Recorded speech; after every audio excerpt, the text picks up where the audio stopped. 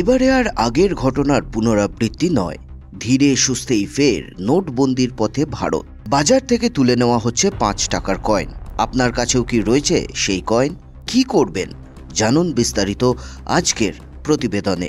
কালো টাকার হিসেব এড়াতেই আজ থেকে 8 বছর আগে বাজার থেকে 500 টাকার নোট তুলে নেওয়ার নির্দেশ দিয়েছিলেন প্রধানমন্ত্রী নরেন্দ্র মোদী।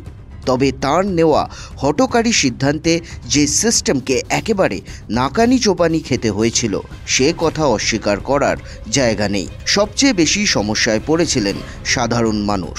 প্রশ্ন হচ্ছে, এই একই রকম পরিস্থিতি কি হতে চলেছে নোটবন্দির দ্বিতীয় দফায়? না, এবার আর পুরনো ঘটনার পুনরাবৃত্তি হবে না। ঠান্ডা মাথায় সিস্টেম্যাটিক্যালি পুরনো 5 টাকার মোটা কয়েনগুলো বাজার থেকে তুলে নেওয়ার নির্দেশ দিয়েছে দেশের শীর্ষ bank. RBI governor Shaktikanta Das জানিয়েছেন যে বাজারে যত পুরনো এবং মোটা 5 টাকার কয়েন রয়েছে তা একে একে তুলে নেওয়া হবে। একই সঙ্গে যাতে বাজারে ফ্লো অফ ক্যাশের কোনো অভাব না হয় সেই জন্য নতুন কয়েন যথেষ্ট পরিমাণে অ্যাভেলেবল করেছে তারা। প্রয়োজনে সেটা বাড়বে, কিন্তু পুরনো 5 টাকার মোটা কয়েন আর কোনোভাবেই বাজারে রাখা যাবে না। এখন প্রশ্নটা হচ্ছে কেন? এবারও সেই কালোবাজারির গন্ধ।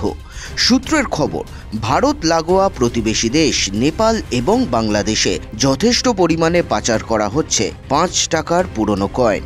এই 5 টাকার কয়েন তৈরিতে যে ধাতু ব্যবহার করা হয় তার নাকি ইন্ডাস্ট্রিয়াল ভ্যালু অনেক বেশি। দাড়ি কাটার ব্লেড তৈরি করা যায় এই ধাতু দিয়ে, তবে উন্নত মানের না হলেও কাজ চালানোর মতন তো বটেই। আর এই দাড়ি কাটার ব্লেড তৈরি করার জন্যই অবাধে 5 টাকার কয়েন পাচার হচ্ছে এই দেশ থেকে। প্রশ্ন হচ্ছে, এতে সুরাহা হবে কি? হবে। আশাবাদী আরবিআই নিজে। আসলে যে কয়েন তৈরিতে যে ধাতু ব্যবহার করা হয় তার দামই যেন তার মুদ্রণ মূল্য হয় সেদিকেই নজর রাখা হয়।